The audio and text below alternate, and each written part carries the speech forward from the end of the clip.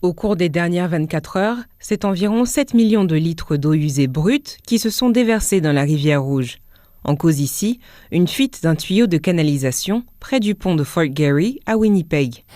Plusieurs quartiers de la ville sont concernés, notamment celui de Saint-Norbert. Well, I think it's just the infrastructure is getting too old and better planning and maintenance has to be done to replace an aging infrastructure. Well, they need to make sure that it doesn't happen again, and they need to put efforts in place to start cleaning up the water. Selon la ville de Winnipeg, 2 gros tuyaux d'eau usée qui passent sous la rivière se sont rompus.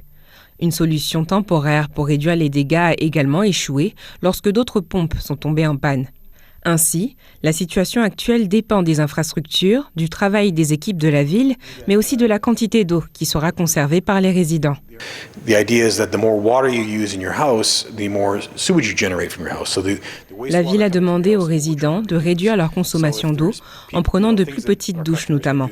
Une solution qui ne plaît pas à tout le monde. Je pense que leur priorité serait de se focaliser sur le problème de base qui est arrêter la fuite de la plus rapide et efficace manière possible, plutôt que de se tourner vers la population pour un problème qui clairement n'est pas de notre faute. Pour le moment, plus de 200 millions de litres d'eau usée brute ont déjà été déversés dans la rivière. Quant à la province, la ministre de l'Environnement et du Changement climatique, Tracy Schmidt, a déclaré aujourd'hui qu'une enquête a été ouverte avec la direction de la conformité et de l'application de la loi en matière d'environnement à ce sujet. Elle précise également qu'il continue d'observer la qualité de l'eau pour aider à évaluer les conséquences du déversement des eaux usées. En attendant que la situation se rétablisse, la ville prévient que la fuite risque de continuer jusqu'à la fin de la semaine. Ici Lindsay Guéhi, Radio-Canada, Winnipeg.